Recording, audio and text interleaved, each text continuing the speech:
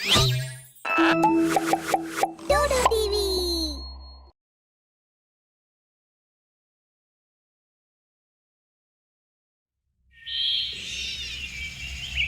शहर का सबसे खूबसूरत होटल आजकल अपनी खूबसूरती के लिए नहीं बल्कि किसी और कारण से चर्चा में था। होटल डीप फेड में शहर के जाने माने इंडस्ट्रियलिस्ट मिस्टर घोष की हत्या हुई थी। पुलिस होटल के कमरे में तहकीकात कर रही थी। सामने मिस्टर घोष की लाश पड़ी थी। मिसेस घोष का रोते रोते बुरा हाल था। मिसेस घोष, संभालिए खुद को। हम कातिल को पकड़ने की पूरी कोशिश कर रहे हैं। इसके लिए आपको भी हमारा पूरा सहयोग करना होगा। जब तक जांच पूरी नहीं हो जाती, आपको इसी होटल में रुकना होगा। आप कहीं नहीं जा सकती। दरअसल पुलिस की शक की सुई मिसेस घोष पर भी थी। पुलिस लाश को लेकर पोस्टमार्टम के लिए ले जाती है। मिसेस घोष उस होटल के कमरे में अकेली होती है। वो फ्रेश होने के लिए वॉशरूम जाती है और अचानक चीखने लगती है। वो वॉशरूम का दरवाजा खोलकर भागने की कोशिश करती है, पर उन्हें कोई पैर से पकड़कर अंदर खींच लेता है। चीख सुनकर पुलिस इंस्पेक्टर भी वहां अकेले पहुंच जाता है और दरवाजा तोड़कर अंदर चला जाता है। वॉशरूम में मिसेस घोष की लाश पड़ी थी। उनके सर से अभी भी खून निकल रहा था। इंस्पेक्टर अपना मोबाइल निकालकर कहीं कॉल लगा ही रहा था कि सामने कुछ देखकर वो डर जाता है और तेजी से पलटकर भागने लगता है, पर तब तक कातिल ने उसे अंदर खींच लिया और एक चीख के बाद इंस्पेक्टर की भी लाश वॉशरूम में नीचे गिर गई। इंस्पेक्टर की मौत के बाद पूरे होटल में हड़कंप मच गया। होटल में ठहरे सारे लोग होटल को छोड़कर भागने लगे। यहां तक कि स्टाफ ने भी होटल को छोड़ दिया। कई दिनों की तहकीकात के बाद भी पुलिस को कुछ पता नहीं चला, पर अब उस होटल में लोगों ने भी आना बंद कर दिया था। होटल मालिक को मजबूरन होटल बंद कर देना पड़ा। एक रात होटल मालिक मिस्टर बत्रा अपने दोस्त मिस्टर आहूजा के साथ बैठा था। यार आहूजा, कितने पैसे खर्च करके होटल बनाया था यार। अभी तक बैंक का लोन भी नहीं भर पाया था कि पता नहीं किसकी नजर लग गई यार। होटल में अचानक लोग मरने लग गए। ये देखकर सभी लोग डर गए और अब कोई इस होटल में आना ही नहीं चाहता। ओए, मेरी सलाह माने तो एक दूर के बिजनेसमैन को मैं जानता हूँ, उसको ही होटल बेच दे। वैसे भी इस शहर का तो कोई बिजनेसमैन इस होटल को लेगा नहीं। अगले ही दिन मिस्टर आहूजा एक बिजनेसमैन मिस्टर गडगोलिये को लेकर आ जाते हैं। मिस्टर गडगोलिये एक चेक होटल के मालिक को पकड़ाते हैं। पर ये तो इस होटल की आधी से भी कम कीमत है। ओए, उस बेकार प्रॉपर्टी के इतने भी मिल रहे हैं तो बहुत हैं। वैसे भी कौन खरीद रहा है उसे? ले, पेपर ले और जल्दी साइन कर दे। मिस्टर बत्रा पेपर पर साइन कर देते हैं। पेपर लेकर आहूजा और मिस्टर गडगोलिये होटल डीप फेड पहुंच जाते हैं और उसी कमरे में जाते हैं जहां सबकी मौत हुई थी। ओए यार आहूजा, क्या प्लान बनाया तूने? ओए, सोने जैसी इस प्रॉपर्टी की कीमत पल भर में कोयले की कर दी। मैंने कहा कुछ किया है यार, ये सब तो तुम्हारे आदमियों की देन है। मेरा तो बस प्लान था। पर ये कमरा इस होटल में मेरा सबसे फेवरेट कमरा है। तुम्हें यहाँ इतने मर्डर नहीं करवाने चाहिए थे। मैं जब भी यहाँ आता हूँ यहीं ठहरता हूँ। मैंने मर्डर करवाए? मेरे आदमी? अरे तुम क्या कह रहे हो? मैं तो तुम्हें उस रात फोन करने वाला था कि ये मर्डर वाला प्लान नहीं करते हैं, रिस्क है। पर उससे पहले ही टीवी में खबर आ गई कि होटल डीप फेड में किसी मिस्टर घोष की मौत हुई है। तो मैंने सोचा कि तुमने इस प्लान को एग्जीक्यूट कर दिया, इसलिए मैंने फोन नहीं किया था। हाँ यार, ये मर्डर प्लान मैंने तो बनाया था, पर मैंने किसी आदमी को भेजा नहीं। तो फिर किसने? ओए, ज्यादा सोच मत, हो सकता है भगवान ने हमारी सुन ली हो। दोनों हंसने लगते हैं। ठीक है, मैं थोड़ा फ्रेश होकर आता हूँ। मिस्टर आहूजा वॉशरूम में जाते हैं। बाथरूम में जाते ही उसे बाथटब में किसी औरत की लाश दिखती है। वो डर के मारे चिल्लाने लगते हैं और वहां से भाग जाते हैं। ओए, क्या हुआ यार? इतने डरे हुए क्यों हो? ओए, वॉशरूम में अरे क्या है वॉशरूम में? जब सिर्फ हम दोनों इस कमरे में हैं, तो और कोई कैसे हो सकता है वॉशरूम में? आओ चलो देखते हैं। दोनों साथ में वॉशरूम में जाते हैं। कहाँ है कोई यहाँ? ओए ओए ओए मैंने बाथ टब में किसी औरत की लाश देखी है। अरे ये सब तुम्हारा वहम है। तुम्हें अभी वो सब मर्डर वाली बात की ना, इसीलिए शायद। चलो फ्रेश हो जाओ, मैं बाहर जाता हूँ। आहूजा डरते डरते ही सही, लेकिन वॉशरूम में रुक गया। अभी मिस्टर गडगोलिये वॉशरूम से निकले ही थे कि आहूजा के चीखने की आवाज आई। ओए बचाओ बचाओ, ओए छोड़ दो मुझे, ओए छोड़ दो रे मुझे। चीख सुनकर मिस्टर गडगोलिये भी अंदर आ गए। वॉशरूम में जो उन्होंने देखा वो देखते ही उनके होश उड़ गए। डर के मारे उनके पैर कांपने लगे। एक चुड़ैल आहूजा को गर्दन से पकड़कर हवा में झुला रही थी। ये देखकर मिस्टर गडगोलिये वहां से भागने लगे। तभी वॉशरूम का दरवाजा बंद हो गया। तभी उस चुड़ैल ने आहूजा को नीचे फर्श पर पटक दिया। आहूजा के सर से खून निकलने लगा। फिर भी आहूजा उठकर दरवाजे की तरफ भागा और गेट खोलने लगा, पर गेट खुल नहीं रहा था।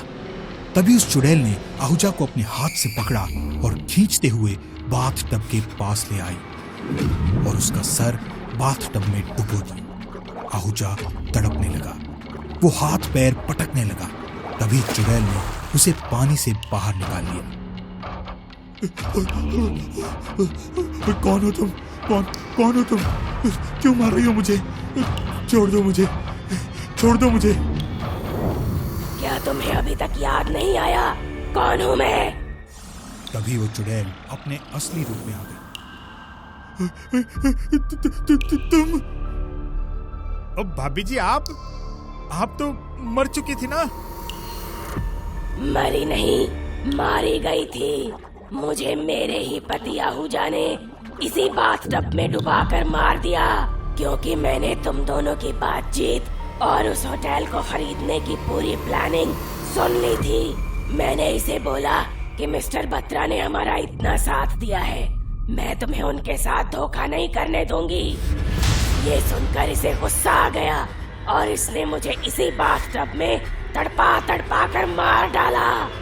आज मैं इसे वही मार दूंगी। मुझसे गलती हो गई, अरे मुझे माफ कर दो मुझे। माफी और तुझे? अरे माफी तो मैंने घोष और उसकी पत्नी को भी नहीं दी।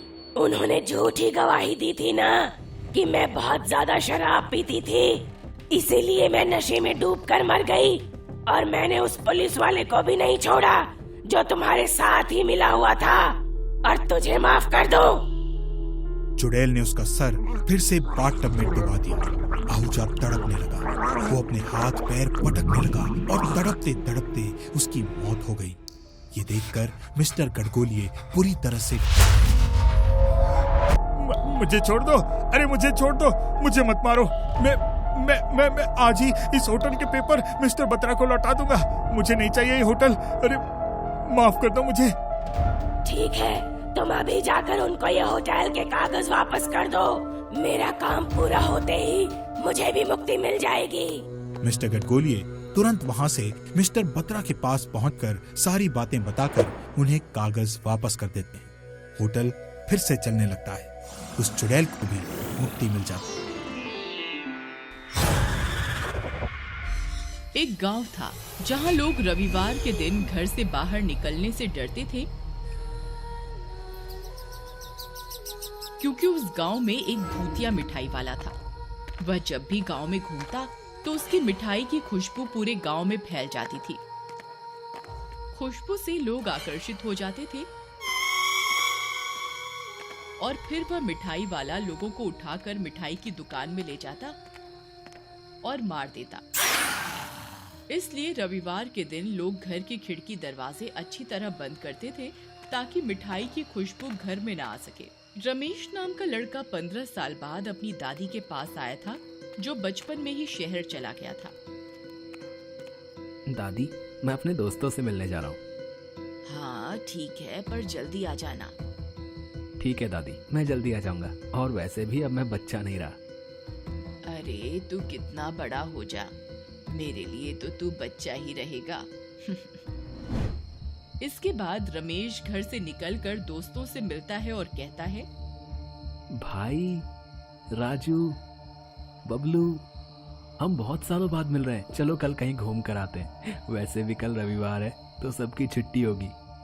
नहीं नहीं भाई, कल हम कहीं नहीं जा सकते। लेकिन क्यों? अरे भाई, गांव में एक भूतिया मिठाई वाला है। जो भी उसकी मिठाई की खुशबू सूंघ लेता है उसका सीधा राम नाम सत्य हो जाता है। इसलिए तुम भी रात को खिड़की दरवाजे अच्छे से बंद करके सोना, समझे? हाँ चलो भाई, अब घर चलते हैं। यह कहकर राजू और बबलू वहां से चले जाते हैं। अरे ये भी ना कैसी कैसी बातें करते हैं, बोल रहे हैं मिठाई की खुशबू।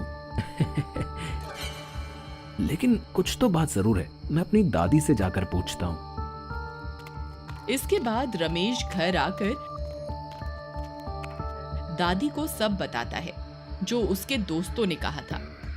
दादी, पता है आज मेरे दोस्त कुछ अजीब ही बात कर रहे थे। रविवार, मिठाई, क्या माजरा है इन सब का? रमेश भूतिया मिठाई वाले के बारे में और जानना चाहता था, लेकिन दादी ने रमेश की बात को बीच में ही काट दिया। इसके बारे में फिर कभी बात करेंगे। अभी रात बहुत हो गई है, तू जाकर सो जा। फिर रमेश अपने कमरे में चला जाता है। रमेश भूतिया मिठाई वाले की बातों पर ज्यादा भरोसा नहीं करता और खिड़की खुली रखकर ही सो जाता है। और आधी रात होते ही भूतिया मिठाई वाला हाथ में मिठाई की प्लेट लेकर गांव में घूमने लगता है। गांव वालों, खिड़की खोलकर जरा हमारे भी दर्शन कर लो। हम भी तो तुम्हारे मेहमान हैं, एक बार तो दर्शन कर लो। लेकिन किसी का भी घर खुला नहीं होता है तो वह कहता है, कोई बात नहीं, मैं खुद देखता हूँ कि आज किसका नंबर लगने वाला है। ऐसा तो हो नहीं सकत है, कोने न कोने का तो लेबे के रहेंगे, बता रहे। तभी उसकी नजर रमेश के कमरे की खुली खिड़की पर पड़ती है। फिर मिठाई की खुशबू खिड़की से होते हुए रमेश के कमरे में पहुंच जाती है और खुशबू सूंघते ही रमेश आकर्षित हो जाता है। आह, क्या खुशबू है! खुशबू इतनी अच्छी है तो मिठाई कितनी अच्छी होगी। वाह! रमेश खुशबू के साथ घर से बाहर आने लगता है और रमेश जैसे ही घर से बाहर आता है, वह मिठाई वाला भूत उसे दबोच लेता है और उठाकर दुकान में ले जाता है। चलो, एक और शिकार तो मिल ही गया। यह सब देखकर रमेश सूखे पत्ते की तरह कांप जाता है। मुझे मत मारो, मुझे जाने दो, गलती हो गई, मेरी बुद्धि खराब हो गई थी। जो खिड़की खुली रखकर मैं सो गया था। भूत भाई, मैं आपकी दुकान में झाड़ू पोछा कर लूंगा, पर मुझे जाने दो। नहीं नहीं नहीं, अब कोई फायदा नहीं, क्योंकि जब तक मैं पूरे गांव को खत्म नहीं कर देता मुझे शांति नहीं मिलेगी। रमेश उसके आगे बहुत गिड़गिड़ाता है, पर वह एक नहीं सुनता और अपने बड़े नाखून रमेश की छाती में घोंपने ही वाला होता है कि अचानक उसे रमेश का एक ताबीज दिखता है। ताबीज देखते ही मिठाई वाला भूत हड़बड़ा जाता है। ये ताबीज तुम्हारे पास कहाँ से आया? ये ताबीज मुझे अपनी माँ ने दिया है। ये मेरे माता पिता की आखिरी निशानी है। रमेश की यह बात सुनते ही भूत की आंखों में आंसू आ जाते हैं। ये ताबीज मेरा है और मैं तुम्हारा पिता हूँ। रमेश भूतिया मिठाई वाले की बात समझ नहीं पाता है तो वह बताना शुरू करता है। आज से बहुत साल पहले गांव में मेरी मिठाई की दुकान हुआ करती थी। मेरी मिठाई के चर्चे गांव-गांव तक फैले हुए थे। इसी बीच सरपंच के बेटे ने भी मिठाई की दुकान खोली, लेकिन वो कम स्वादिष्ट मिठाइयां ज्यादा दाम में बेचता था, इसलिए उसकी कमाई नहीं होती।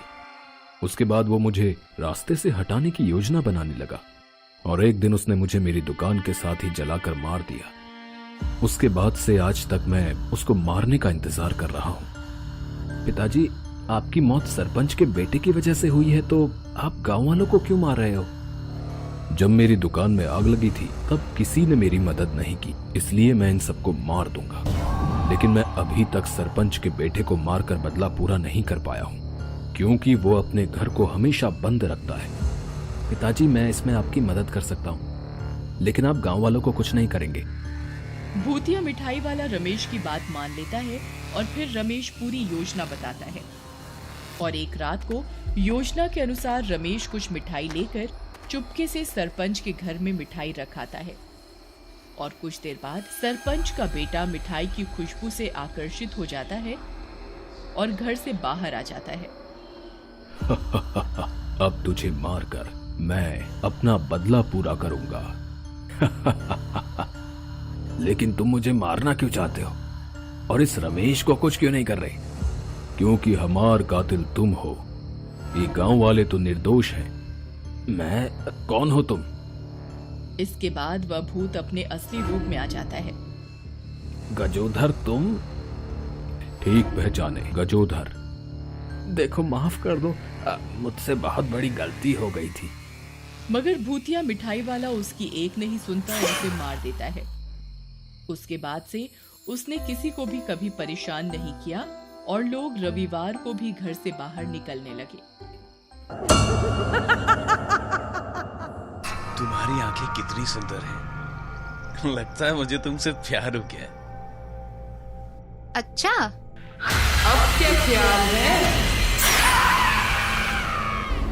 सर्दियों का मौसम था और मनाली में होती बर्फबारी का आनंद लेने के लिए एक प्रेमी जोड़ा पहुंचा।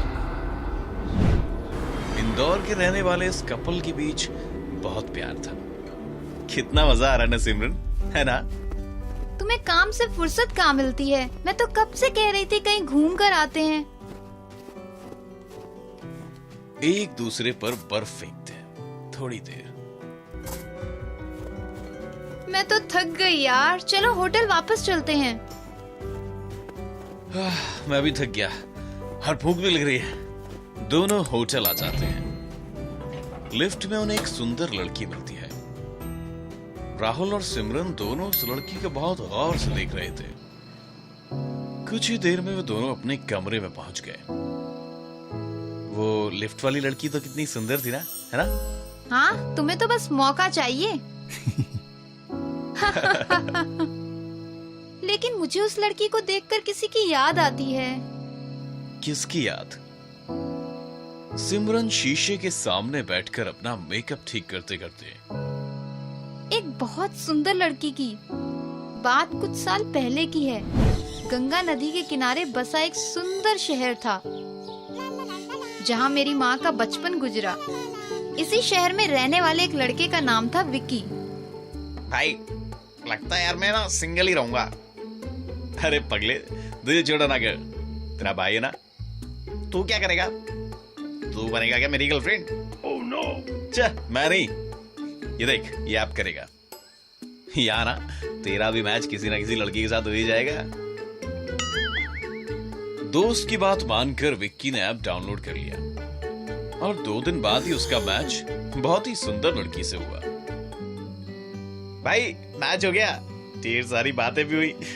कल हम दोनों ने मिलने का प्लान भी बनाया है। शानदार यार, अब तू भी कमिटेड बॉयज क्लब में शामिल हो गया है। विक्की बहुत एक्साइटेड था। वो उस लड़की से मिलने गया। कुछ देर बातें करने के बाद दोनों ने साथ में खाना खाया। फिर दोनों विक्की के फार्म हाउस के लिए निकल गए। तुम बहुत सुंदर हो।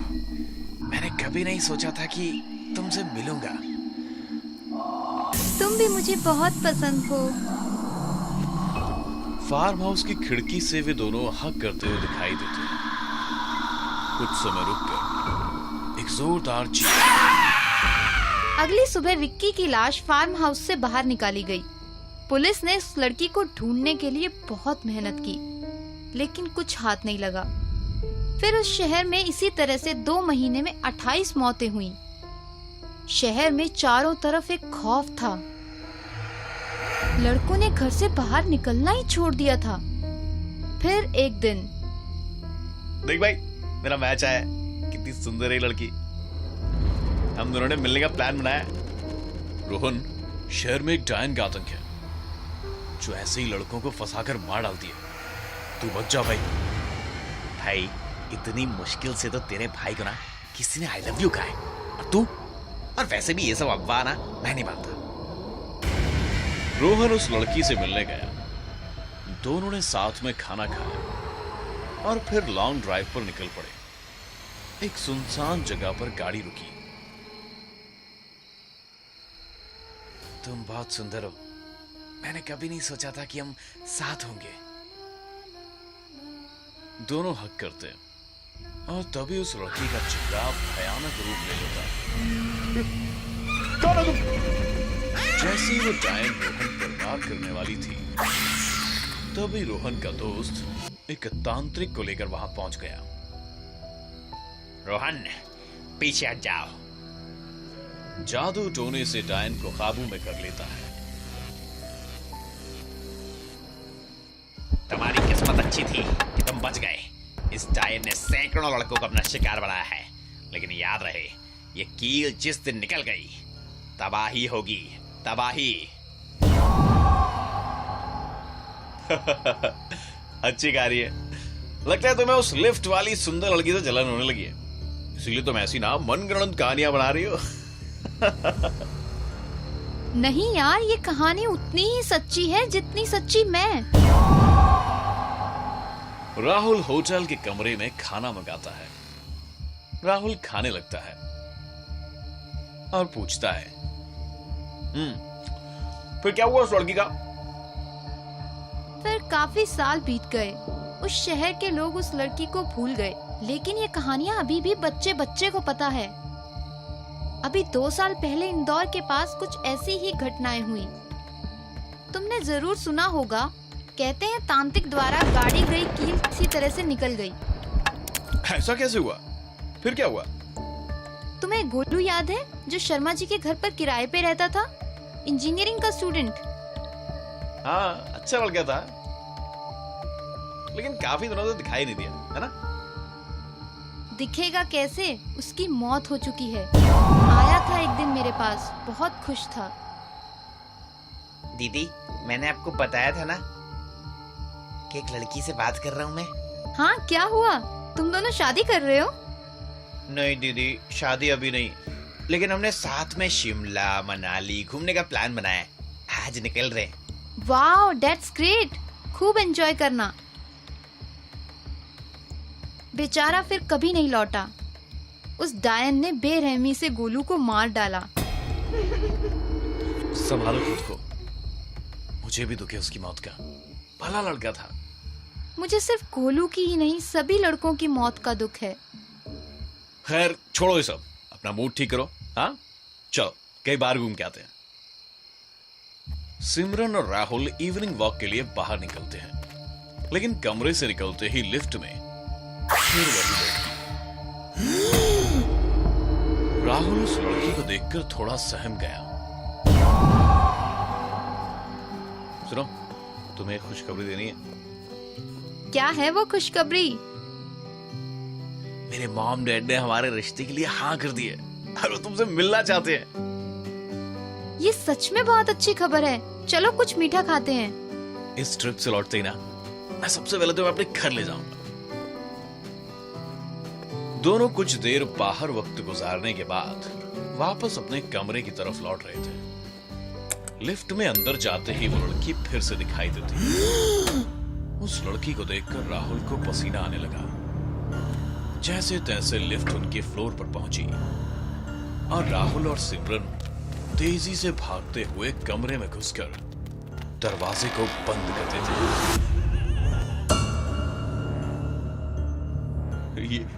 ये लड़की बार बार क्यों मिल रही है? कहीं ये वही तो नहीं? मुझे बहुत डर लग रहा है। अब मैं बाहर नहीं जाऊंगा। Rahul, calm down. ऐसा भी तो हो सकता है कि ये सिर्फ इत्तेफाक हो। सिमरन, जितनी बार भी हम कमरे से बाहर थे, हर बार मिली है वो। ये इत्तेफाक नहीं होता। तुम्हारी कहानी वाली लड़की का फिर क्या हुआ? क्या वो पकड़ी गई? पता नहीं, काफी समय से कोई मामला सामने नहीं आया। शायद किसी तांत्रिक ने वह कील उसके सिर में फिर गाड़ दी होगी, या क्या पता अभी भी किसी शिकार की तलाश में हो। जैसे तैसे सिमरन राहुल को शांत करती है। राहुल कुछ देर शांत होकर लेट गया और सिमरन उसके चेहरे पर प्यार से हाथ फेरने लगती है। तुम आराम करो, मैं ये मेकअप उतार लेती हूँ। लाओ, ये मैं करता हूँ। अच्छा जी, ये मेहरबानी क्यों? हम तो हमेशा आप ही की खिदमत में हैं, जनाब। हा हा हा, मस्का। मेकअप साफ करते हुए, तुम्हारी आंखें बहुत सुंदर हैं। जी करता है इन्हीं में खो जाऊं। बालों में कंघी घुमाते हुए, तुम्हारे बाल एकदम रेशमी। कहते कहते राहुल कंघा सिमरन के बालों में चला रहा है, तो अभी कंघा बालों में फंस गया और जोर लगाने पर कील निकल पड़ी।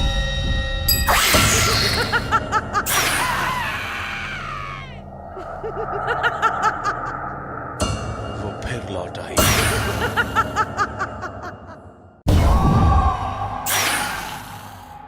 मैं मुंडन नहीं करवाऊंगा माँ, स्कूल में दोस्त चिढ़ाएंगे। कराना पड़ेगा बेटा, देख पापा ने भी कराए हैं। कुछ भी हो, मैं नहीं कराऊंगा। गोलू स्कूल के लिए निकल गया। रुको बच्चे, जिंदा रहना है तो मुंडन करवाना होगा। राजगढ़ गांव के ठाकुर साहब का बेटा आज पूरे 4 साल बाद अपनी पत्नी और बच्चे के साथ गांव लौटा। उफ, यहाँ कितनी धूल और गर्मी है। निधि प्लीज कुछ दिन मैनेज कर लो ना। स्टेशन से एक महंगी कार उनको ठाकुर साहब के घर ले जाती है। आ गया मेरा शेर, कितना बड़ा हो गया है मेरा राजा बेटा। नमस्ते पापा जी। नमस्ते चाचा नमस्ते जी। चाचा जी। जीते रहो बच्चों, अंदर जाकर थोड़ा आराम कर लो, शाम को चाय पर मिलते हैं। वे दोनों अंदर चले गए। सभी लोग चाय पीते हुए बात करते हैं। पापा, आपने अपना सिर क्यों उड़ा दिया? हर साल इस गांव में एक मुंडन कार्यक्रम चलता है। सभी गांव वाले अपना मुंडन करवाते हैं। इसकी कोई खास वजह है क्या? एक परंपरा है गांव की, और इस परंपरा के लिए हम बिट्टू का भी मुंडन करवाएंगे। निधि ये बात सुनकर गुस्सा होकर अंदर चली जाती है और कुछ देर बाद, नीलेश ये क्या है यार, कितने अच्छे बाल हैं बिट्टू के, मैं इसका मुंडन नहीं होने दूंगी। तुम गुस्सा मत हो, मैं कुछ सोचता हूँ। कुछ भी करो, बस एक बात समझ लो, बिट्टू का मुंडन नहीं होगा बस। ठीक है, तुम ज्यादा परेशान मत हो, मैं करता हूँ कुछ, ठीक है? नीलेश घर से बाहर निकल जाता है और अपने बचपन के दोस्तों से मिलने के लिए जाता है। और प्रीतम कैसा है, क्या हाल चाल? यार बढ़िया, तू बता। मेरा भी सब बढ़िया ही है। कुछ देर गप्पे लड़ाने के बाद, यार एक बात बता, यहाँ कुछ लोगों ने अपने सिर को ढक कर क्यों रखा हुआ है? यार क्या बताऊं, अजीब ही घटनाएं हो रही हैं। एक बरगद का पेड़ है जिसके पास जो भी आदमी गुजरता है आधा कच्चा हो जाता है। तो इसीलिए मेरे पिता मुंडन की बात पर अड़े हैं। इस समस्या का लेकिन हल तो ढूंढना होगा। गांव के बाहर एक बाबा रहते हैं, शायद वो कुछ समाधान कर सके। नीलेश उन बाबा की खोज में निकल पड़ता है। कुछ दूर चलने के बाद सामने एक पेड़ के नीचे एक बाबा बैठे हुए दिखाई देते हैं। नमस्ते बाबा। कौन हो तुम, किस लिए आए हो? नीलेश बाबा को बरगद के पेड़ की रहस्यमयी घटनाओं के बारे में बताता है। यह बरगद का पेड़ शापित है, इसमें भूत का वास है। ये कैसे संभव है? लोग तो इसकी पूजा करते थे। ये संभव है क्योंकि भगवान कभी किसी को परेशान नहीं करते। ये काम भूत का है। काफी समय पहले गांव में ही एक आदमी ने इस पेड़ से लटक कर आत्महत्या कर ली थी और उसी दिन से ये पेड़ शापित हो गया। पास ही बैठे ताश खेल रहे लोग ये बात सुनकर हंसने लगे। उनमें से एक बोला, बाबा, कहाँ इस बाबा की बातों में पड़े हो? ये तो कुछ भी बकता है। अपनी समस्या सुलझानी है तो तांत्रिक कप्पाला के पास जाओ। नीलेश उन सभी की बात मानकर तांत्रिक की खोज में निकल पड़ा। आधी रात का समय और घना जंगल, बहुत ही भयानक माहौल। लेकिन नीलेश बढ़ता गया। तभी अचानक, अरे ये मेरे पैरों को किसने जकड़ लिया? नीलेश कुछ समझ पाता उसके पैरों को किसी मजबूत चीज ने जकड़ लिया था और अपनी ओर खींचने लगी। नीलेश पीछे मुड़ता है और सामने बरगद की जड़ों को देखकर भयभीत हो गया, लेकिन जैसे तैसे खुद को उन जड़ों से जान छुड़ाकर भागने लगता है। भागते भागते वो एक विशाल गड्ढे में गिर जाता है और उस गड्ढे में फिसलता हुआ सीधे एक भयावह गुफा में पहुंच गया, जहां एक भयंकर तांत्रिक बैठा है। कौन है तू और यहां क्यों आया है? गांव में बरगद का पेड़। समझ गया तेरी समस्या। चिंता मत कर, समाधान हो जाएगा, लेकिन कीमत ज्यादा देनी होगी। मैं तैयार हूं। ये गांव वाले पागल हैं, कुछ भ्रम पाल कर बैठे हैं। इन्हें मूर्ख बनाकर पैसा ऐंठ सकता हूं। तांत्रिक अपनी योजना बनाने लगा और नीलेश वहीं जंगल में बैठकर सोचने लगता है, क्या इस तरह गांव वालों की इच्छा के बिना तांत्रिक को बुलाना ठीक होगा? मुझे एक बार गांव के लोगों से इस बारे में चर्चा कर लेनी चाहिए। सुबह होते ही नीलेश गांव वालों से बात करने जैसे ही गांव में जाता है, वो गांव का नजारा देखकर हैरान हो गया। क्या हुआ चचा? गांव के कुछ खेत और कुछ घर जल गए, कुछ लोगों के मुंडन भी हो गए हैं। नीलेश ये बात सुनकर परेशान हो जाता है, तुरंत अपने घर की ओर दौड़ता है। घर पहुंचकर, निधि तुम ठीक तो हो? और बिट्टू कहाँ है? यहीं बाहर खेल रहा होगा। क्यों, क्या हुआ? बिट्टू को ढूंढो और घर में ही रहना, बाहर खतरा है। लेकिन हुआ क्या और तुम इतने परेशान क्यों हो? नीलेश निधि को पूरी घटना बता देता है। ये क्या हो गया नीलेश? अब ये सब कैसे सुलझेगा? मैं कुछ कोशिश करूंगा, तुम बिट्टू को ढूंढो जल्दी। निधि अपने बच्चे को ढूंढने में लग गई और दूसरी तरफ नीलेश बाबा को बुलाने के लिए दौड़ पड़ा। बाबा, हमारे गांव को बचा लो। ये मुसीबत तुमने खड़ी की है, तुम्हें उस तांत्रिक के पास नहीं जाना चाहिए था। अब तुम्हारी गलती का हर्जाना सारे गांव को भुगतना पड़ेगा। बाबा, मुझे अपनी गलती का एहसास है, आप कुछ भी करके हमारे गांव को बचा लीजिए ना बाबा। नीलेश बाबा को गांव में लेकर पहुंचता है, लेकिन तब तक वो तांत्रिक अपना पूरा पाखंड फैलाकर बरगद के पेड़ पर कुछ तंत्र साधना करने में लग गया था। तुझे बाहर आना ही होगा, वरना मैं तुझे भस्म कर दूंगा। कबाला, ये सब मत करो, तुम अपनी जान खतरे में डाल रहे हो। कबाला को मार सके ऐसा भूत पैदा नहीं हुआ। एक जोरदार धमाके के साथ पेड़ से भूत प्रकट हो जाता है। गांव वाले सहम गए। तूने यहां आकर अच्छा नहीं किया, और तूने मेरे सामने आकर अच्छा नहीं किया। मुझे मारने के लिए इसे लाए हो, ये तो गया। भूत और तांत्रिक के बीच घमासान लड़ाई शुरू हो गई। तांत्रिक अपने मंत्र और तंत्र फूंक रहा था और भूत भी अपनी शक्तियों से तांत्रिक पर वार कर रहा था। कुछ ही देर में भूत की एक शक्ति तांत्रिक के सीने में लगी और वो जमीन पर गिर पड़ा। भूत ने तांत्रिक को पकड़कर आधा गंजा कर दिया। नीलेश, तू लेकर आया था ना इस तांत्रिक को, देख क्या हाशनी हुआ इसका। तुझे इस गलती की सजा मिलेगी। ये कहकर भूत बिट्टू को प्रकट करता है। बिट्टू पेड़ से लटका हुआ रो रहा था। अब इस बच्चे को मैं अपना गुलाम बनाकर रखूंगा। नहीं नहीं, मेरे बच्चे को छोड़ दो, जो भी सजा देनी है मुझे दो। लेकिन भूत बिट्टू को छोड़ने के लिए तैयार नहीं होता। किशन, मैं जानता हूं तुम्हें। गांव के सभी लोग ये सुनकर अचंभित रह जाते हैं। बाबा, ये किशन कौन है?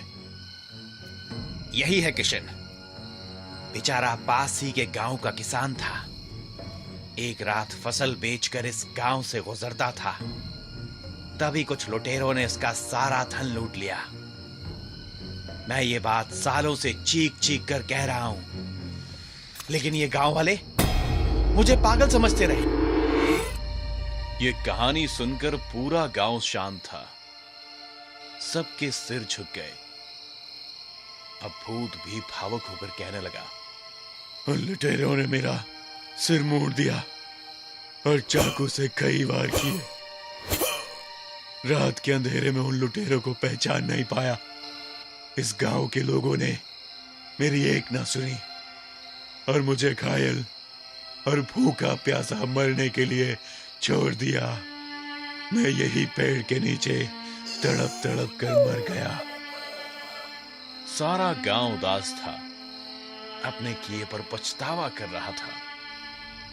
लेकिन मेरी आत्मा भटक गई और मैं भूत बन गया।